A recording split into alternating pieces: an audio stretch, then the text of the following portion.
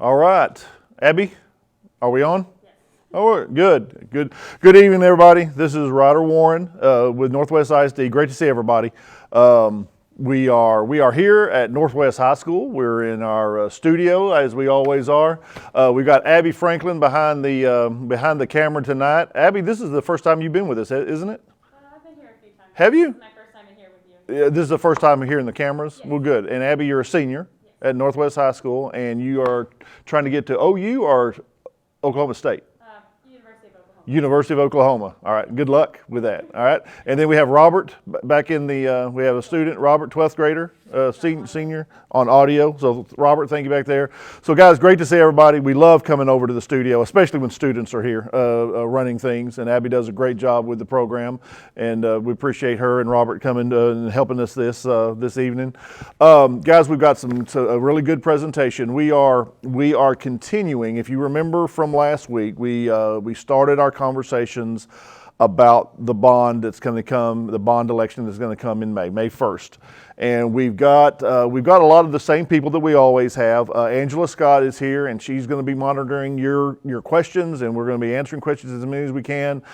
Tim McClure is here. He did a great job a couple of weeks ago talking about the attendance zones, and he's here to answer any more questions. In fact, we had a great school board workshop at the beginning of this week to do that. A lot of people participate. A lot of the families who are parts in the district that are involved in that, to be able to do that. So we had a great meeting on that Monday night. And then Brian Carter is here, and Brian is going to be talking you through. We've got a PowerPoint just like we always do. And Brian is our Assistant Superintendent of Finance, and Brian does a great job leading our finance department, all of our business operations in the district. And so I'm gonna go through the PowerPoint for a little bit, but then Brian is going to take over, and he's really, as an expert as he is in Texas school finance system, he's really going to kind of dig into the weeds and explain some more things about the bond process, what bonds are, all the things that we're looking at to be able to, just to give you as much information as we can.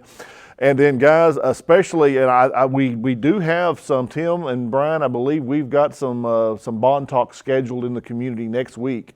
And then definitely when we come back from spring break, it's going to be kind of a full court press to do that. So we're going to look, I think we're going to physically go. And it's been great doing these Facebook Lives. We've been doing a lot of Zoom meetings. But guys, we are ready to come out and see you guys and see you in our HOE meetings, our city council meetings. So we're really looking forward to that, to being in person again. All right, let me talk about first, before we get to the PowerPoint, let me talk about this first, because I know there's a lot of folks going to be watching this. The governor made a big announcement this week. I will tell you, it was unexpected. We were not aware of what he was going to say, the decision he was going to make. But the governor came out, and it's been a really weird 24 hours, because once the governor made the decision that he was rescinding all of the COVID mitigation strategies, the protocols that he enacted with his executive order last summer, we all saw that, whether we saw him in the press conference, and I think he went to Lubbock, he went to a restaurant in Lubbock to make this announcement. We saw him live. I watched him live yesterday. Or we read about it this morning, watched the TV, watched the news about it. He rescinded those orders. And the big thing was the mask. He rescinded the mask order for businesses. Businesses can go back to 100% capacity. Tim, did I say that right? That was in his order. And then, of course, the number one question for us is what is the schools going to do? And guys, up till about 3 o'clock this afternoon, I had no idea about truly what we were going to be able to do. We received no guidance until about 3 o'clock this afternoon from TEA about what we even could do. So I really couldn't give good answers up to about this afternoon to be able to do that. And now that TEA has ruled, and I'll go through a couple of slides on this, but let me make sure everybody understands. Right now we're not changing anything we're doing. I did send out an email yesterday to all families just saying we're business as usual until we know exactly what we can do. What TEA has given us the guidance for is to make sure that we understand that we can continue to use those safety protocols that we have had in place all year in place. We can continue to keep it in place. So right now, we are not changing anything we're doing because, guys, it's everything we're doing is working. And I'm going to talk a lot more about that at the end of the presentation. We're going to go through this presentation. We're going to talk about the bond, and then I'm going to come back live, and I'm going to talk you through more of that because I know there's going to be questions, and I've received a lot of comments via email, and you know, again, keep sending those things. Those help us through every decision that we've made on those things. So I've received advice, I've received guidance, and things like that on both sides of the fence. Get rid of masks. Please keep the mask, both sides of that fence. So let me go through my presentation with you, and Brian and I can go through our presentation, and then I'll come back and really kind of dig deep into that issue when we get done. All right, so Jeremy, let's go to that. So here is what these first two slides actually talk about: the COVID protocol update. This is exactly the statement that TEA sent us today about 3 o'clock.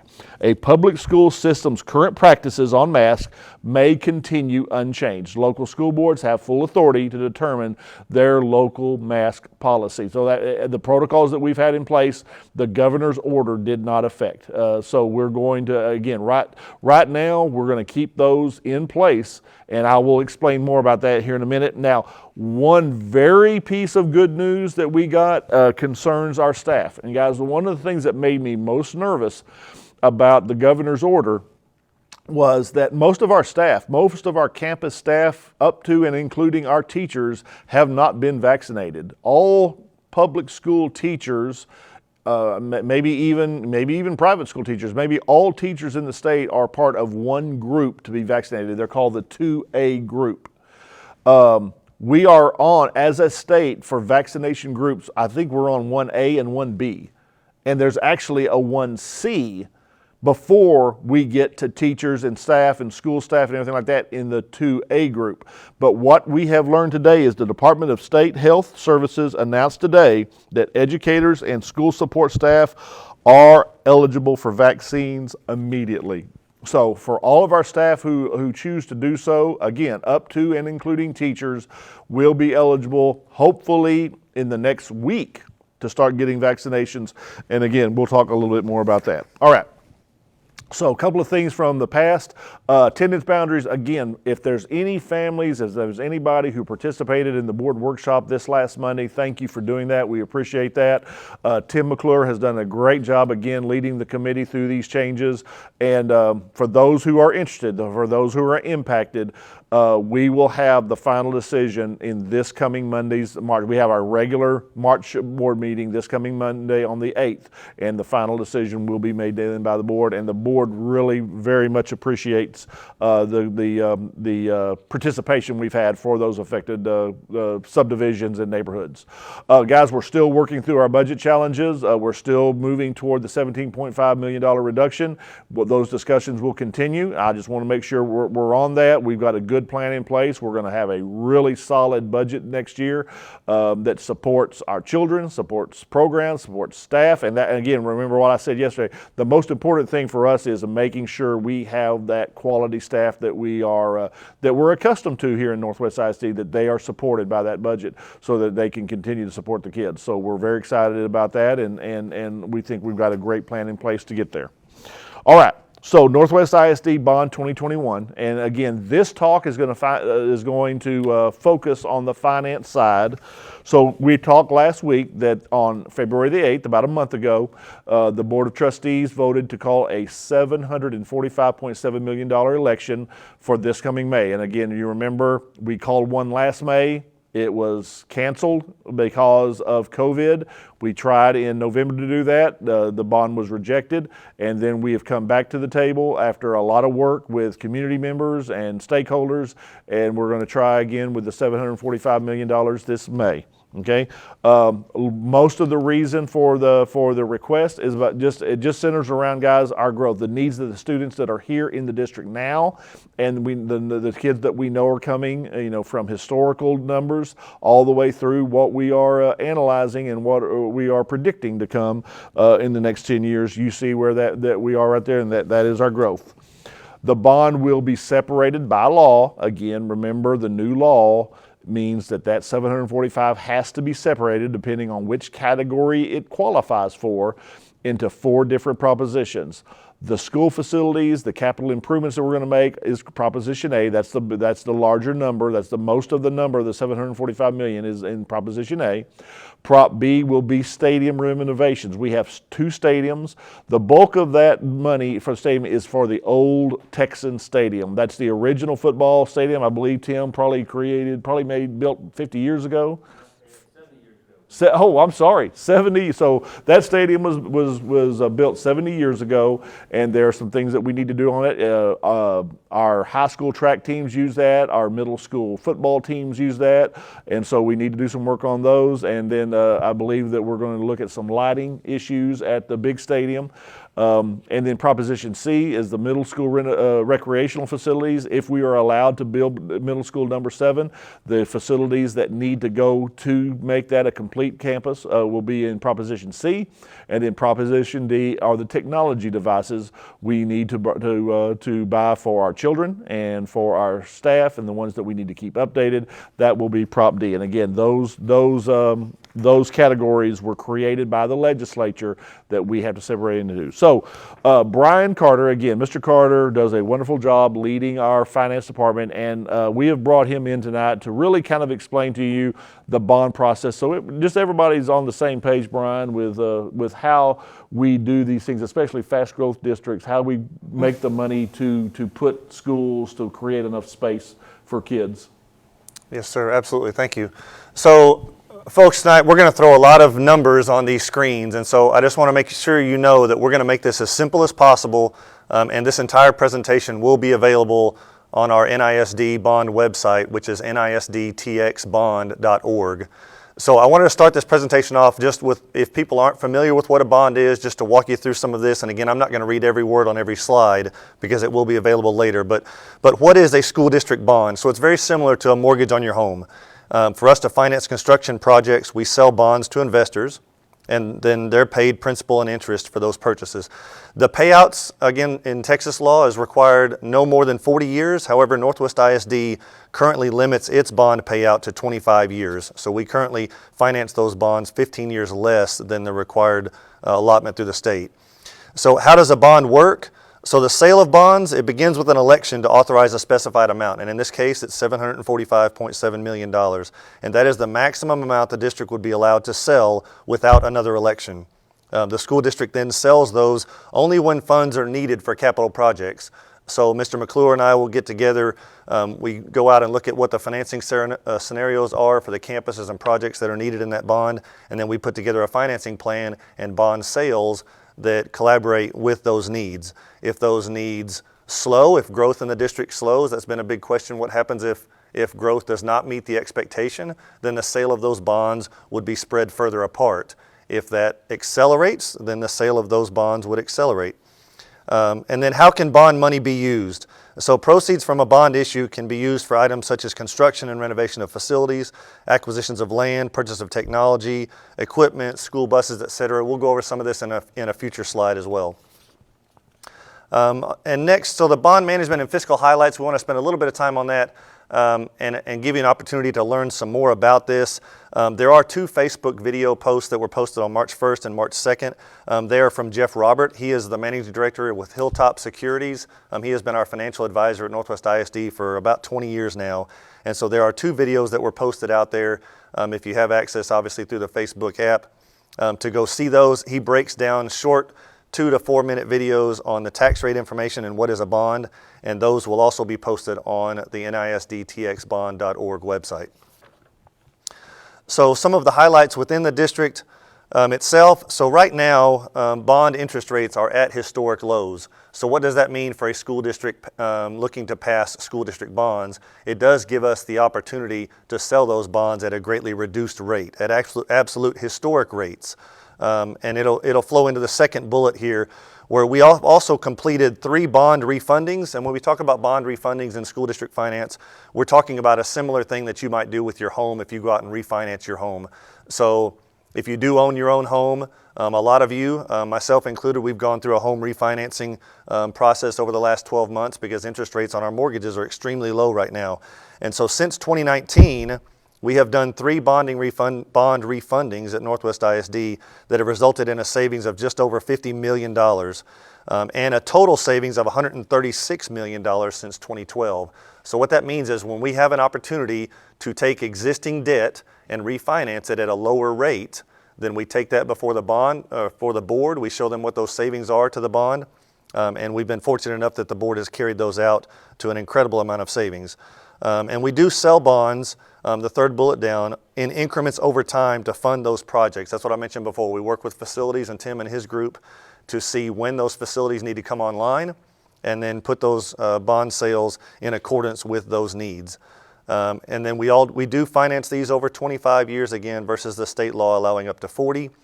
And we do maintain very high credit ratings with 2 agencies, Fitch and Moody's, and those allow us to achieve those lower interest rates as well.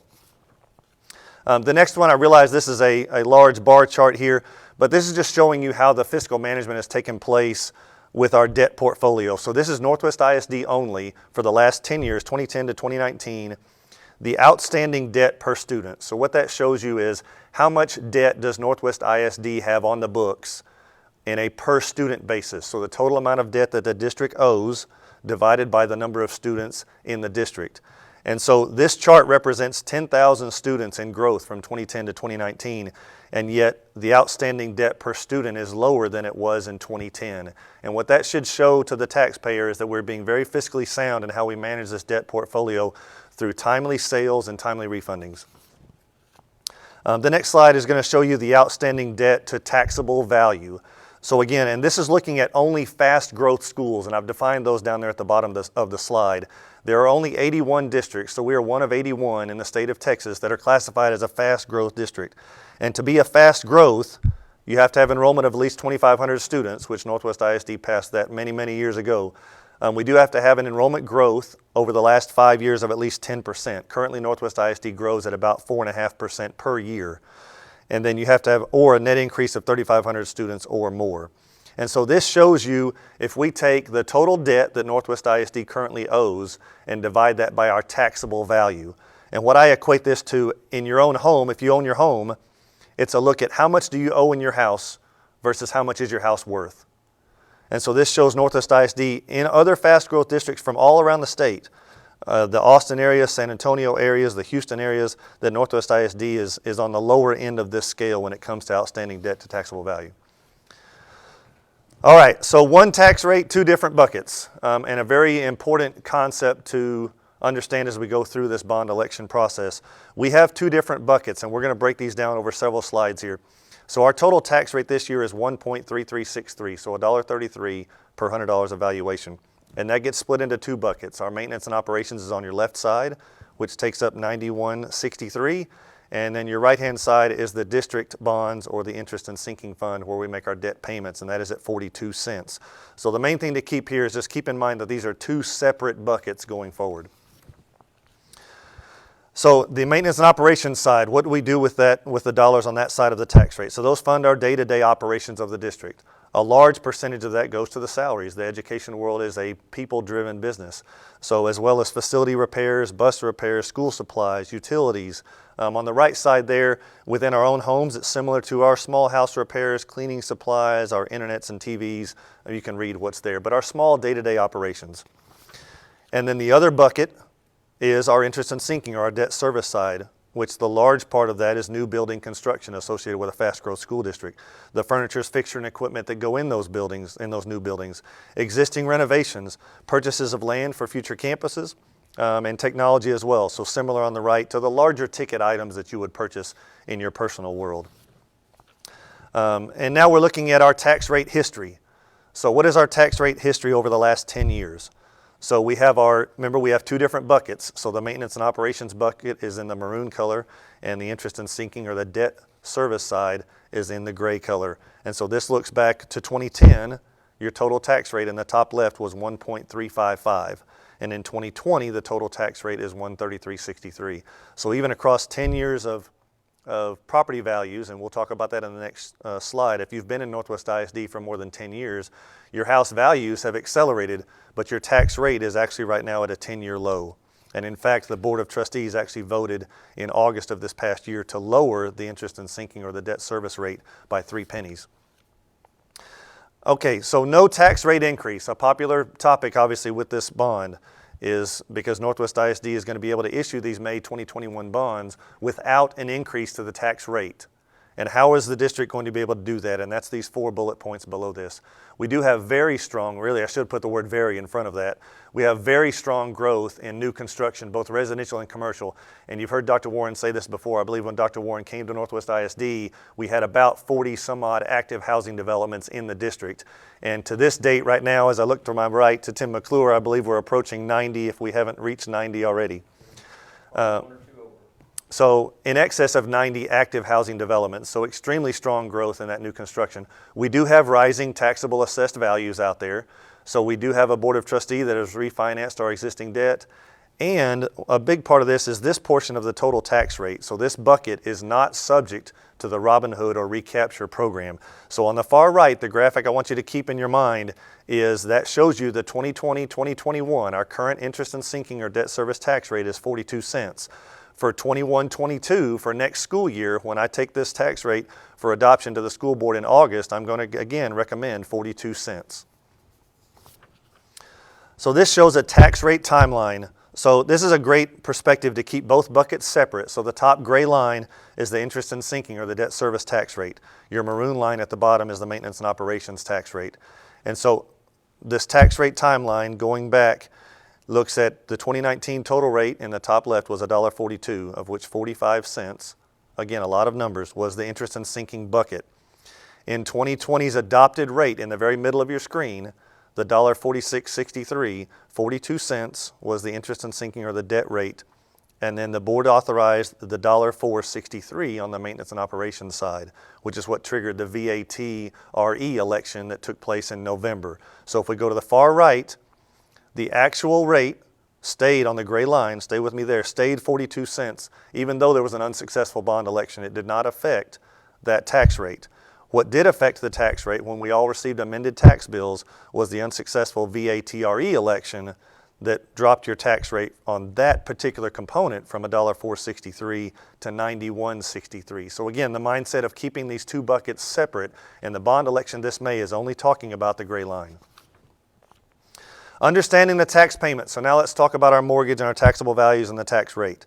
So the statement above the chart here, even though NISD's tax rate is the lowest it's been in 10 years, your taxes are higher due to the overall property value growth and not the tax rate. And this is what illustrates this. So your taxable home value in 2016 in the far upper left of the chart there was, if it was $250,000, and this is assuming a 4% growth. You'll see that at the very bottom. The assumption is a 4% growth per year. Then your house would be worth, in the upper right, $292,000. The tax rate in 2016 was $1.45. It is now in the far right-hand side $1.33. So the total taxes paid, your very bottom line, was $3,600 in 2016. It's $3,900 in 2020. So your taxes have, in this scenario, have gone up $300 over those 5 years, but it's not because of the tax rate. The tax rate has dropped. It's because of the taxable values increasing in your home. And so that's a very important part to keep in mind of your taxable values versus the tax rate. So the path of a property tax dollar. This is a slide that I love to show people for them to understand when we all pay our tax bill, how does that money flow through to in Northwest ISD? Because there are other parts of your tax bill besides the school district. So this is going to assume a $5,000 tax bill and that the school taxes were $3,908. So as we go on the graphic from left to right, you pay your property taxes of $5,000 to the local tax collector. The tax collector then distributes $3,908 to Northwest ISD. That is then split into the 2 buckets, and that's illustrated there. The 1.3363 then turns into the 2 buckets. Roughly the top one, 68% of that goes to maintenance and operations, and 32% of it goes to the interest and sinking for us to pay our debt. And the other important thing to understand in this is we cannot take money from one of those buckets and put it in another. We can only use maintenance and operations for the day-to-day operations. We can only use interest and sinking for paying down existing debt. And then our over 65 property tax ceiling. Some people call it a frozen levy or frozen taxes. The thing to remember through all of this text right here is that the levy, when you turn 65, so the amount you pay in school taxes to Northwest ISD, if you file your exemption for school district taxes when you're on your homestead at the age of 65, the amount you pay to Northwest ISD for your property taxes cannot increase as long as you own and live in that home. Your taxes could go down, so it sets a ceiling amount unless you do what's in the second paragraph. Now, if you make an improvement to your homestead, you add a garage, you add a patio or something like that, then they could come back in and adjust your taxable value based upon that addition. But again, this sets a ceiling on those over 65 people. And with that, Dr. Warren, I've given enough numbers to the public, and I'm going to turn this back over to you. Brian, you did a great job. Thank you. All right, so let's just sum up everything, and I'm gonna flash some things on here, just some things, some questions that we've taken in. And we are really going to try to explain this again, as we tried for the November board meeting. The new law that has been created, you will see. And guys, remember what I tell you. Please vote. However you're going to vote, please vote. Our duty is, I've said this before, it's just not our right to do it. It's our duty to vote for any election that affects us, whether it be local, state, or national. Please vote. So when you go to vote on May 1st, or if you vote early, my wife and I usually do the early voting cycle, but you will see again, the state has put a statement on each of these propositions. It will say this is a property tax increase, and we want you. That's why Brian went so through that that we will not raise this tax rate. The current INS tax rate of 42 cents will not be affected by this, but because of the law, it says this is a property tax increase. You will see that on your ballot. This is standard language. So this next slide shows you the actual propositions. And there's your little check off. You're either going to vote for or against.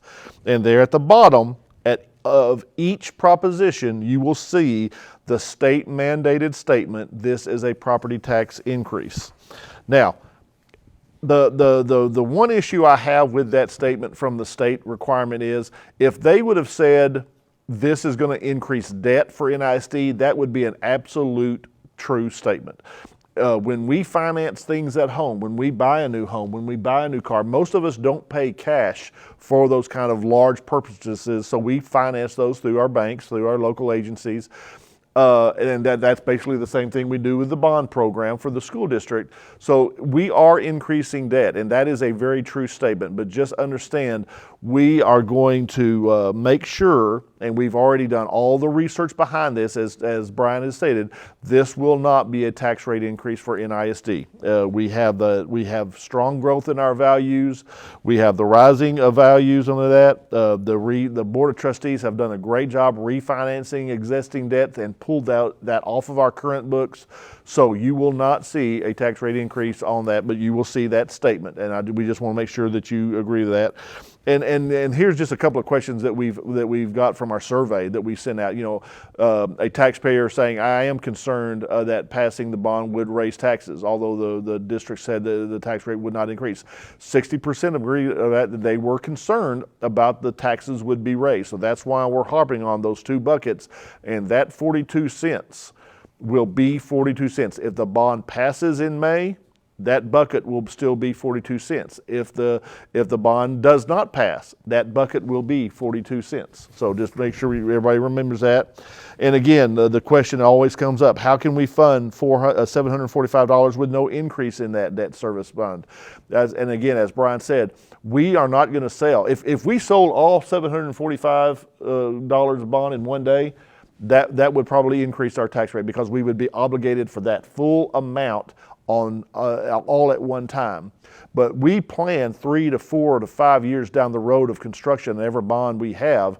And so spreading that cost out and spreading those bond sales out is what makes us able to achieve that steady, consistent tax rate to be able to do that. So again, all those things that you can read are that. All right. Remember, if you're new to the district, and we always have new folks moving in all the time, please register to vote by April the 1st. That's your due date. Early voting starts the 19th. I will probably be in line to vote either the 19th or the 20th. We really try to start be some of the first folks in line. And then Angela, election day is Saturday, May the 1st, and we will actually. Do we already have the polling places, the voting places posted? Do we know those yet? The counties are still finalizing the polling locations. Okay. And that will be posted as soon as Good. those are So final. everywhere, no matter where you live in the district, Angela will have on the website every place that we can vote so that you will know which end of that. Please go. If you have any questions, please go to our website. We've done a really good job of putting all these presentations, all the Facebook Lives will be on there, the PowerPoints will be on there. And again, we are going to start our roadshow. And again, the most important thing that we're doing right now is providing information. You guys, I've told you before, I cannot ask you how to vote. I cannot ask you to vote for, I'm not going to ask you to vote against. I can't do that. Our school staff, our school leaders, Brian, Tim, Angela, that's not what we can do, but we've got to provide information to you on this, and that's what we're going to do. All right, so Jeremy, if you'll come back up. All right, there you go. All right, so that's everything bond right now. We'll probably have Tim back up here next week talking about the actual projects. I think that's a good idea to make sure that we focused on finance this one, and then maybe actually have Tim go through and give you a lot more detail about the actual, especially the major projects that are in this thing. So I think that'll be a lot of good information. Okay, let me finish up before Angela gives us some questions. Let me go back to the safety protocols, the COVID safety protocols, the mask issue. And guys, and again, I'm just going to have to apologize. I did not know we were going to be talking about this again. I did not see this in our future in these next couple of months revisiting this. Everybody has been doing so good. You know, we got really fired up. A lot of folks got really fired up about the safety protocols, whether they were pro or against, and we got through the beginning of school and the kids came back to school. The majority of the kids came back to school. The teachers were doing a fantastic job, and that's the mode we've been in for the bulk of the school year, and that's what we've been doing. And I tell you this every time we come to Facebook Live, how proud I am of our children and of our staff, because they are knocking it out every day in the masks, doing the protocols, separating when we need to, all those things that we asked them to do, they've been doing. And we had no plans to talk about this again. I mean, we were going to go through the bulk of the school year, and then Governor Abbott made the decision this week to nullify his order at the state level for masks for businesses, 100% for businesses, everything like that. All right, now, let me make sure everybody understands number one is, I am not going to criticize Governor Abbott at all. Guys, I know the stress that goes behind leadership. I'm in a much smaller role than Governor Abbott is, and I am not going to gripe. Y'all hear me talk about, I gripe about the legislature all the time collectively, but I never separate out specific leaders. I'm not going to do that. I understand the stress behind these decisions, and he made the best decision he could have made for what he is dealing with. He made those decisions what he thought was right. We're going to do the same thing in the district. And guys, our decision in the district is we're winning this fight against COVID. Every metric that we have, you can get on the website right now and look at our numbers. And Tim, they are very low right now. If anything good came from the big freeze, it actually separated us again, and the numbers are being really drove down, and we are winning this. And I'll go back to my old coaching days, guys. The way I was taught is when you're winning, you don't ease up right then. You keep winning. You keep your foot on the gas until the contest is won. Not in the middle. We're winning right now. I sent an email out to staff today, and I'm going to send probably the same wording to you tomorrow for all families and our caregivers and our kids.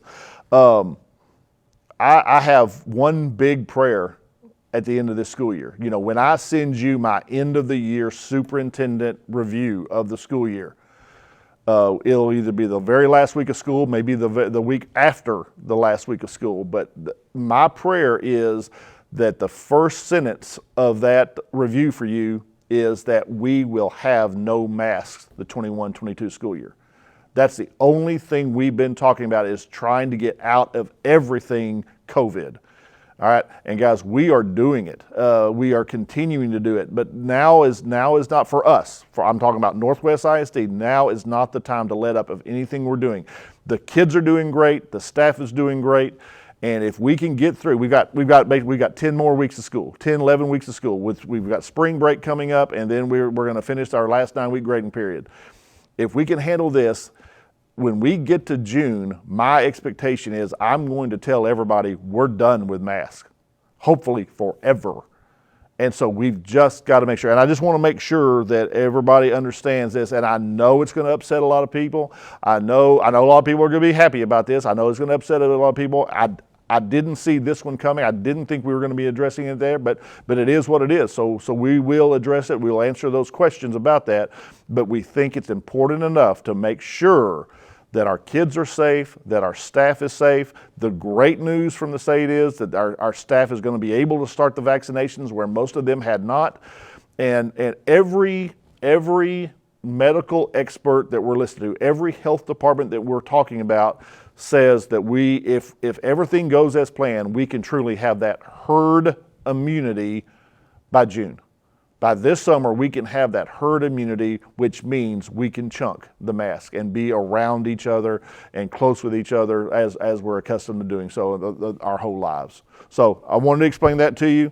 And Angela, let's talk about any questions that have come up, whether it be about this issue or Brian's explanation. Let's talk about questions. Absolutely. And of course, as we know, masks, the Right. opinion goes both ways on that. But we did have one question.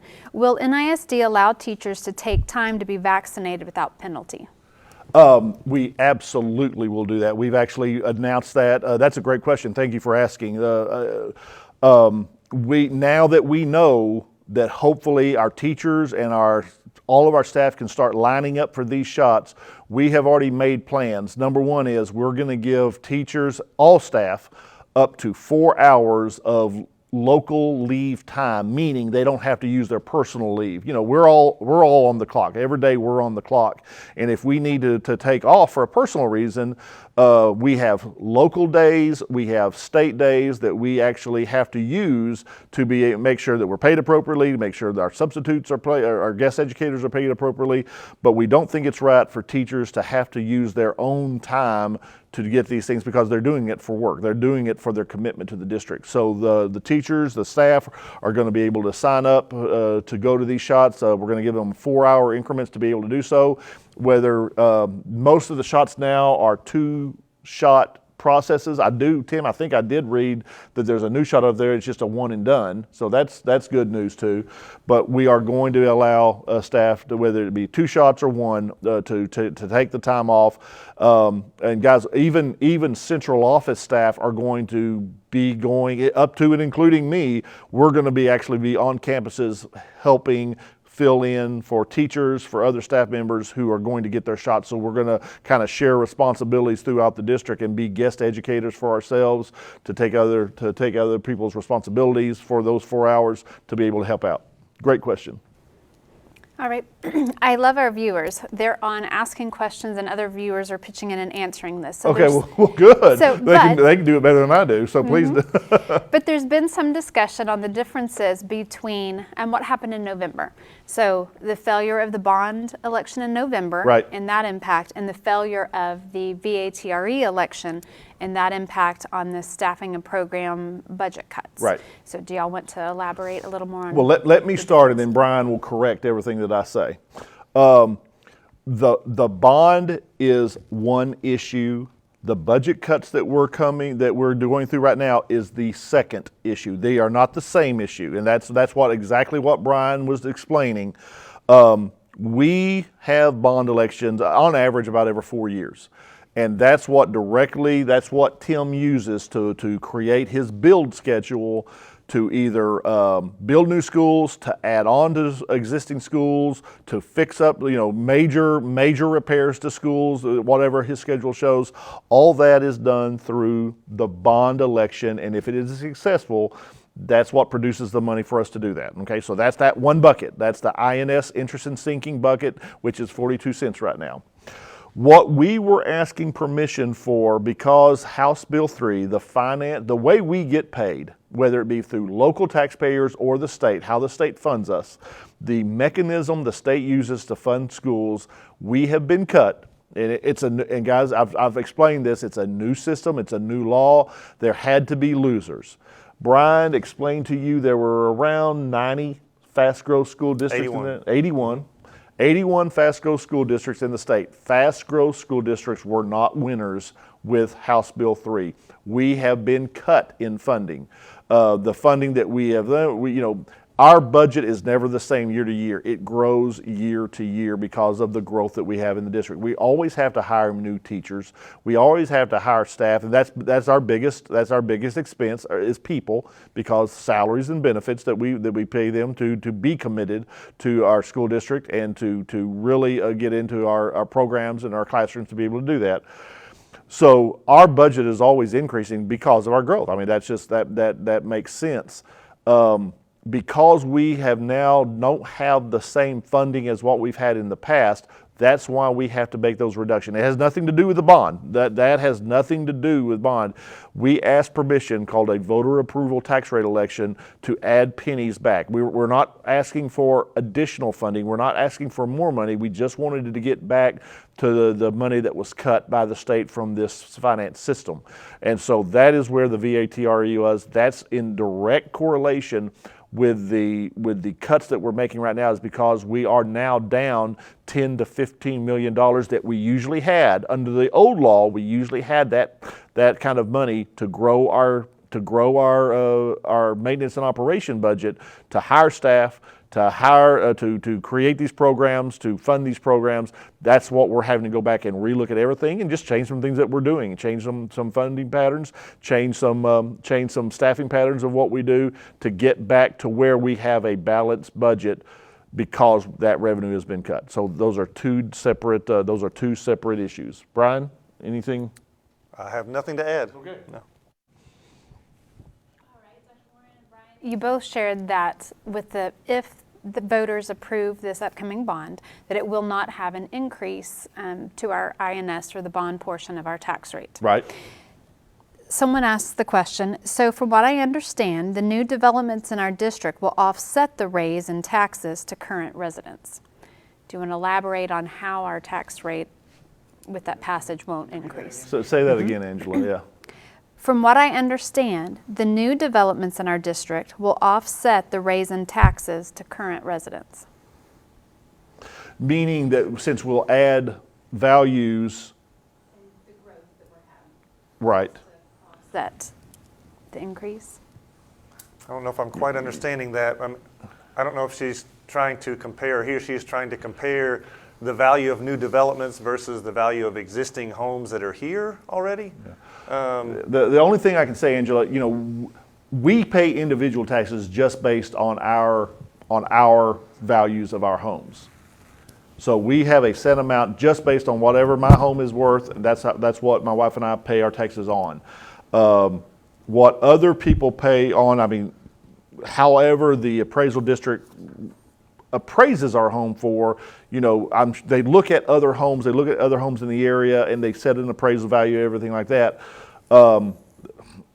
That's a hard one. We may need to save that one and maybe even contact that person. One thing I would add that maybe provide some clarification of that is the new construction of a home and the new construction of anything, whether it's a corporation or whatever, does add to our tax base. Yes, it does. And that is providing more tax base, more taxable base that provides us to keep that at a level, at a dollar rate Tim, level. I was going back to we have the slide with the no tax rate increase in here, and so that piece talking about that strong growth in the new construction, both residential and commercial. So the forecasts built in to allow for a 25-year debt portfolio on 42 cents, it is based on our projections with our financial advisors on the growth coming into the district, both student and the property values. So those home value growth, which we have two pieces of that in this district. You have the new construction that Tim is following with the 90 plus communities. plus the existing growth in the value of existing homes. Yeah. So I think that just to let that person know, those forecasts are built in to allow us Yeah. to raise to So, keep that so tax rate. he or she is absolutely right. I mean, the reason why we're able to keep our INS rate consistent is all of the growth coming in. That's offsetting the things that we'd have to do. All three of us probably did a horrible job answering that question. So Brian may want to contact that person specifically tomorrow just to make sure that we understood the question. All right, let's go one more, Angela. All right. Is it possible for one proposition to pass, but the others not? And what if only one proposition passes? What happens to the overall bond? Jeremy, can you go back to the slide? That's a great question. Jeremy, can you go back to the slide that shows all four propositions? Can you find that one? There you go. Look at him. Okay. So folks, look at those four propositions. And again, we did not decide to do this. This is what the state requires us to do. And that was a really good question. And I tried to explain a little bit last week. Let's take Proposition A and Proposition C. Those two are directly related to each other because they really are projects on the same campuses. One project in Proposition A is, Tim, it's middle school number 7, correct? So all the facilities that if Tim is allowed to, he's going to build the building, he's going to stock the building, we're going to do all the things within that, create the sidewalks, the bus lanes, all those things are paid for by that money for middle school number 7 in Proposition A. The legislature said that's great, but anything that middle school number 7 needs, like for our PE classes, our athletic classes, our band classes, if we're going to put in a football field, if we're going to put in a track, if we're going to put in tennis courts, that's going to be separated from the building, and we're going to put it in Proposition C. So that would happen if Proposition A does pass and we're able to build middle school number 7. Yes, it's going to be built. But that also means it's not going to be the full middle school facility that the other 6 middle schools have. If Proposition D does not pass, all 3, A, B, and C could pass, and Proposition D wouldn't pass, which means we would not be able to update our computer devices that we give kids and staff, or buy the new ones for the kids coming in. So these things are separate voting items that when you go to vote, you will vote Proposition A, you'll push the little button, you'll vote for Proposition B, button. So you'll go through all 4 of those things as you vote. Abby, you're going to get to vote this year? So when Abby voted last year, Abby's going to be able to vote this year. So she'll see it 4 different propositions and vote yes or no for each of those 4. So, all right, folks, thank you. And again, I know we'll be getting some more questions, some more comments about the mask issue, the governor's ruling. I hope we get more questions about the bond coming up. We will be back with you next week. We're going to come back next week. We're going to focus on some more very important issues of the district.